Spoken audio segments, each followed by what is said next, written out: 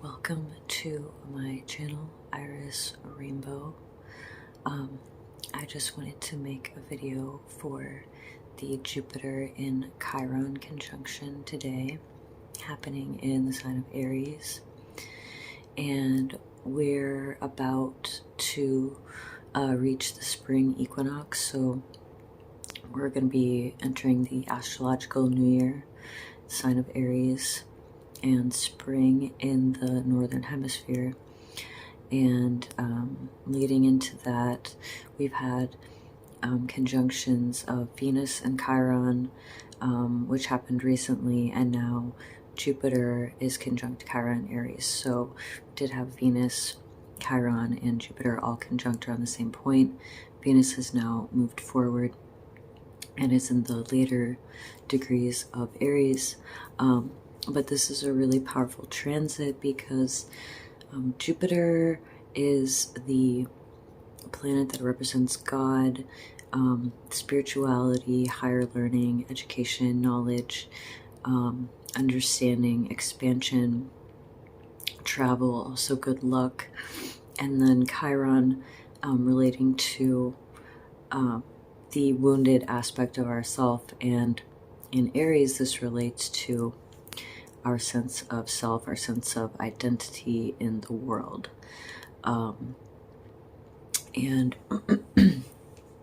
so right now, Jupiter is bringing this focus to the Chiron wounds, but it's also bringing medicine in, and spiritual healing is available at this time.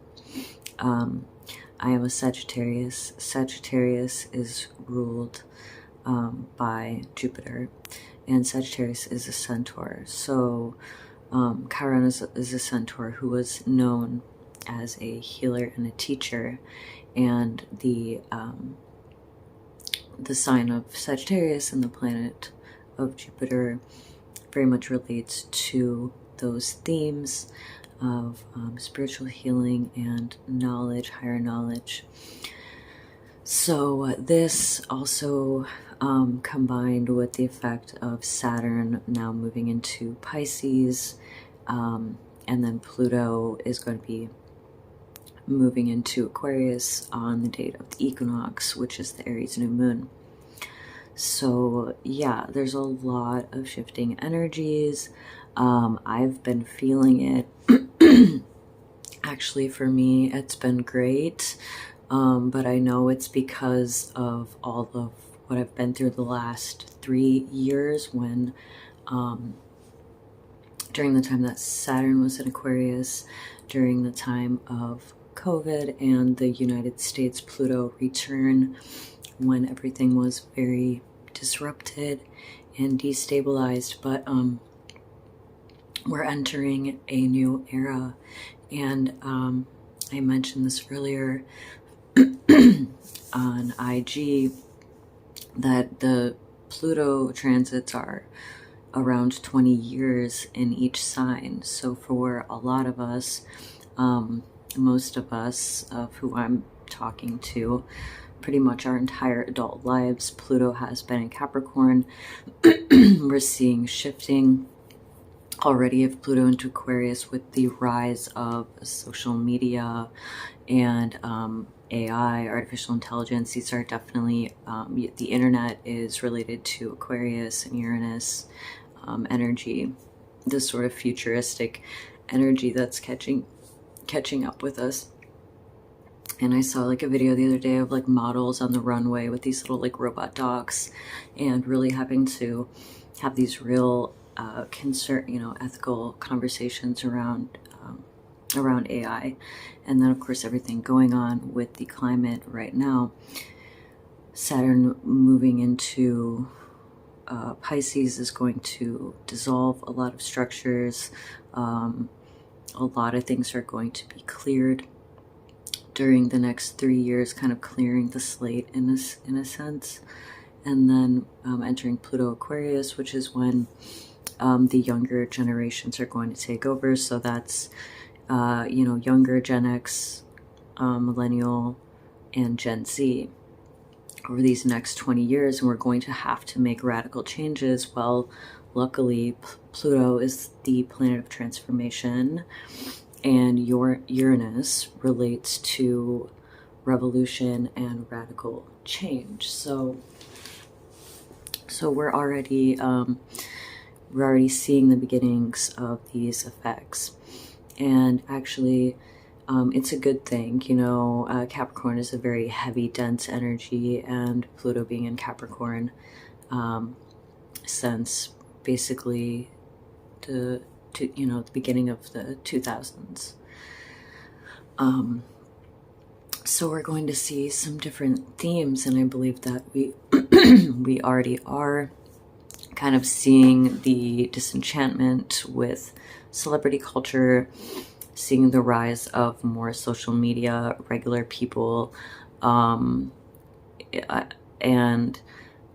just the changing face of politics, Hollywood, the media in general. You know, we have a lot of young TikTokers and YouTubers out here, and some old people too, who are like, you know, basically becoming journalists and celebrities, and having, you know, the common people having a lot more influence and a lot more say, and kind of with all of these internet sleuths out here, you know, digging up all of the dirt from everything to celebrity gossip to, you know, things that I'm not going to say, but it's really interesting, and I'm excited to see how it's all going to play out.